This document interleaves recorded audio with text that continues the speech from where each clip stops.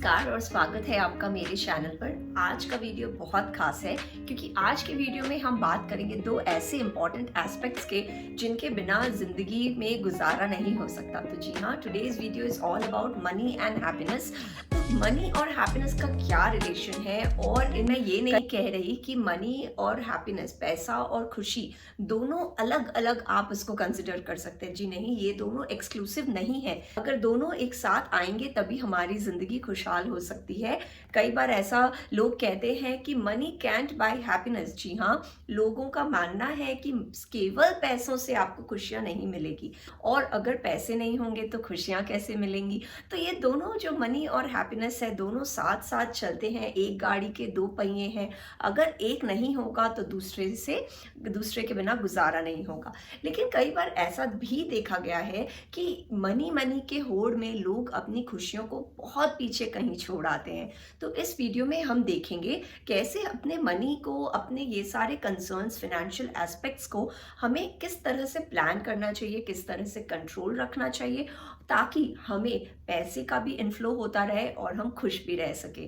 क्योंकि अगर आप एक तरफ पैसों का ज़्यादा लोड ले लोगे तो आपके हैप्पीनेस पे फ़र्क पड़ेगा, और केवल हैप्पी रहोगे तो फिर पैसे कैसे आएंगे। तो we will try and address these questions through this video कि हमें किस तरह से अपने फाइनेंशियल प्लानिंग करनी चाहिए, किस तरह से अपने फाइनेंसेस को करना चाहिए कंट्रोल, ताकि हमारे पास पैसे भी एडिक्वेट रहे और हम खुश भी रह सकें। तो आइए शुरू करते हैं हम आज का ये वीडियो और जानते हैं कि is money more important than happiness. क्या पैसे हमारी खुशियों से ज़्यादा बड़ी चीज़ है? Money can't buy you happiness, क्योंकि अगर पैसे नहीं होंगे तो हम अपनी ज़िंदगी का गुजारा कैसे करेंगे।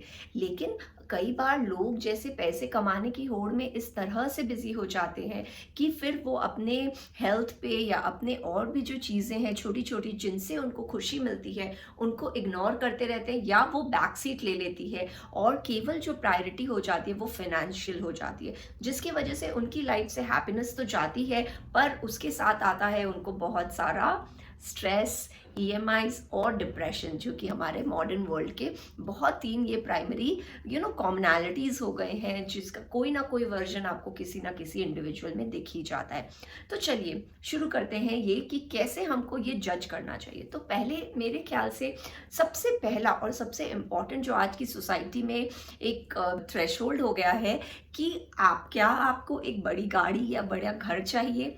तो कई बार ऐसा देखा गया है कि अगर लोगों की वो चाहत है तब तो ठीक है, पर बहुत से लोग केवल सोसाइटल प्रेशर में आकर कि सो एंड सो के पास ऐसा है, इतना है, तो मुझे भी इतना ही होना होगा, so that I become at par with those people, जो इस मंशा से उसके पीछे जाते हैं, फिर उनको बहुत तकलीफ़ें आती हैं, क्योंकि वो उनकी डिज़ायर नहीं है कि उनको एक बहुत बड़ा घर या बहुत बड़ी गाड़ी चाहिए।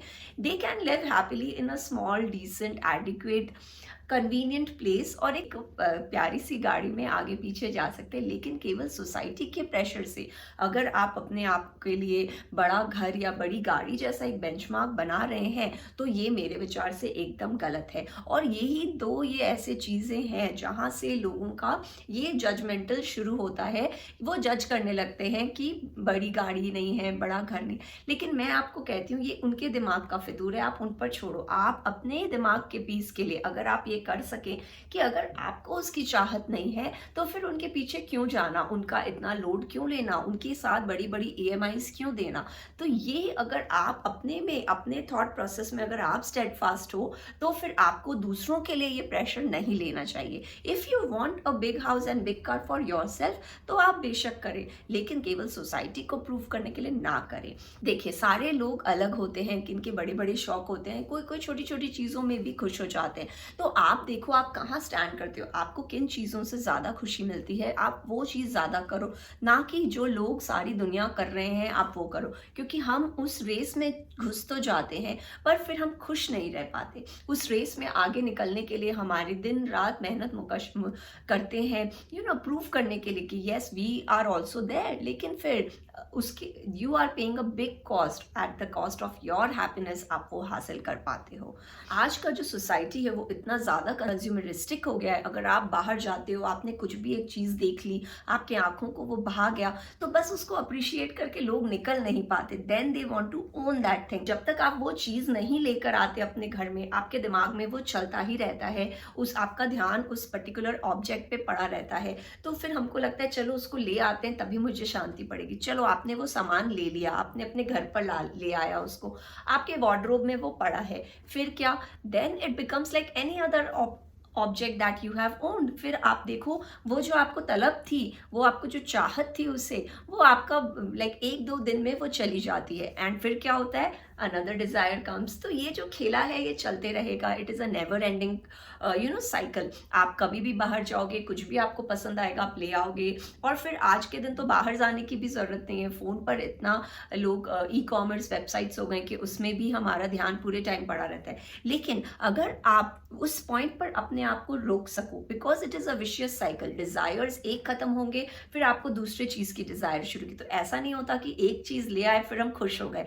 No, your happiness is not tied to your material objects, या आपके जो मटीरियल थिंग्स है उससे आप कभी खुश नहीं हो पाओगे। आपको ऐसा लगता है कि आज मुझे ये चीज़ मैं ले आई तो मैं बहुत खुश हो जाऊंगी, पर नहीं, उस आप देखो अगले ही कुछ दिनों में आपका एक नया डिज़ायर खुश शुरू होता है। तो जो जो आपकी हैप्पीनेस है वो डिज़ायर टू डिज़ायर उसी विंडो में रहती है, फिर जो कुछ नया आएगा तो आपको वो लेना होगा। तो कई लोग बस खाली कुछ पॉइंट प्रूव करने के लिए अपनी लाइफ में ये मटेरियल थिंग्स भरते रहते हैं, और उनको लगता है कि इससे मैं बहुत खुश होऊंगा, but I tell you this is a wrong concept. आपको इससे कभी खुशी नहीं मिलेगी, क्योंकि ये अलग अलग टाइम पे आपको अलग अलग डिजायर्स आते हैं। So this is a never ending cycle, but you can and it for your self. आप अपने तरफ से आप अपने लिए वो साइकिल को रोक सकते हो। अगर आपने वो नहीं किया, क्योंकि जो आज के दिन में होड़ लगी है दुनिया में, इससे केवल जो ये हमारे कार्ड कंपनीज हैं या जो कंज्यूमरिस्टिक कंपनीज है बड़े बड़े, केवल इनका ही फायदा हो रहा है, और हम क्या कर रहे हैं, हम खाली बेवकूफ़ों की तरह ईएमआई पे ईएमआई दिए जा रहे हैं। और अगर आप देखो तो जैसे हमारे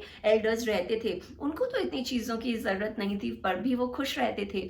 आज के दिन ऐसा है कि हमारे पास बढ़िया फ़ोन है, फिर भी कुछ नया वर्जन आया तो चलो अपग्रेड कर ले। अरे भाई क्यों करना आपको, आपका फ़ोन तो सही है। या फिर आप बाहर गए हो, कोई आपको अच्छे डील मिल रहा है, कोई डिस्काउंट पे मिल रहा है, तो आपने और कुछ ले आया, जबकि आपके पास वो चीज़ ऑलरेडी घर पर है।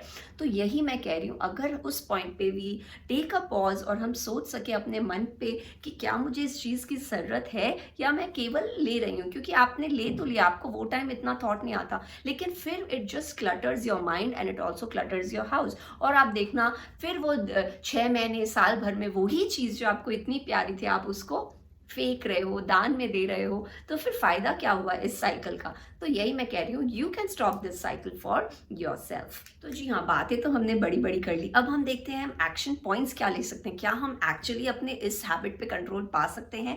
तो सबसे पहले आप ऐसा करिए कि अपने बैंक स्टेटमेंट्स देखिए कि आपका जो लास्ट 4-5 महीने में जो भी एक्सपेंसेस हुए हैं वो मोटे मोटे किधर हुए हैं। आप अपनी नेसेसरी जो एक्सपेंसेस है उसकी लिस्ट बनाएं, उसमें आपके यूटिलिटीज़ आ सकते हैं, रेंट वगैरह आ सकता है, बच्चों का एजुकेशन, खुद का एजुकेशन, या फिर आपके जो भी स्कूल फीस होते हैं, ग्रॉसरी होती हैं, इंश्योरेंस होते हैं, इस टाइप के जो एक्सपेंसेस हैं, तो ये तो आपके एकदम नेसेसिटीज़ हो गए, ये तो आपको करने ही हैं। तो इनकी एक लिस्ट बनाइए। उसके बाद आप देखें कि अगर आपने कोई भी स्टैंडिंग इंस्ट्रक्शन दे रखा है अपने बैंक को, तो वो क्या है, कोई सब्सक्रिप्शन बेस्ड पेमेंट्स हैं तो वो क्या क्या है। कई बार ऐसा होता है कि हमने सब्सक्रिप्शन तो शुरू कर दी, लेकिन फिर over a period of time we are not utilising it. चाहे वो कुछ किसी भी चीज़ का सब्सक्रिप्शन हो सकता है, ओटीटी का सब्सक्रिप्शन हो सकता है, या आपने कुछ परचेज की है उसका कुछ हो सकता है, आपने कहीं सब्सक्राइब किया हुआ है हर मंथ टू मंथ।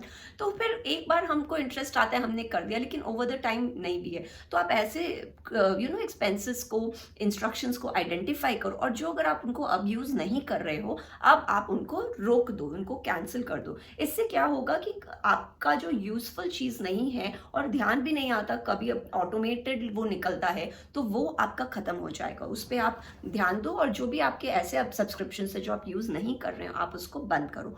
फिर आप देखो कि जो आपकी सेकेंडरी स्पेंडिंग्स होती है, जैसे जो हम विजुअल स्पेंडिंग करते हैं, चाहे हमने ग्रूमिंग पे कर दिया हो, या फिर हमने गिफ्टिंग पे कर दिया हो, या फिर आप ट्रैवल कर रहे हो, इस टाइप के जो एंसिलरी एक्सपेंसेस होते हैं हमारे, मतलब जो नेसेसरी नहीं है पर गुड टू डू है, तो उस टाइप की एक लिस्ट बनाओ। मैं ये नहीं कह रही हूँ कि इनको आपको काटना है, नहीं, अभी आप एक बस कैटेगराइज करो कि कहाँ आपके मंथली किस टाइप के एक्सपेंसेस हो रहे हैं। इस एक्सरसाइज से आप जान पाओगे कि कौन से आपके मेजर हेड्स ऑफ एक्सपेंसेस है, कौन से आप गुड ऐसे ही अपने विशफुली कर रहे हो, और उनमें फिर हम सब कैटेगराइज करेंगे what all you want to do and what all are not necessary. तो ये एक्सरसाइज से आप आइडेंटिफाई कर पाओगे कि कौन कौन से एक्सपेंसेस नीडेड हैं, जो ज़रूरी हैं करने वो करेंगे, और जो नहीं है फिर हम देखेंगे क्या हम उसके बारे में कुछ कर सकते हैं। लेकिन अगर आपने ये लिस्ट नहीं तैयार की तो फिर आप आगे कैसे बढ़ोगे? अगर आपको हवा ही नहीं है कि कहाँ क्या निकल रहा है, तो आप कंट्रोल कैसे करोगे?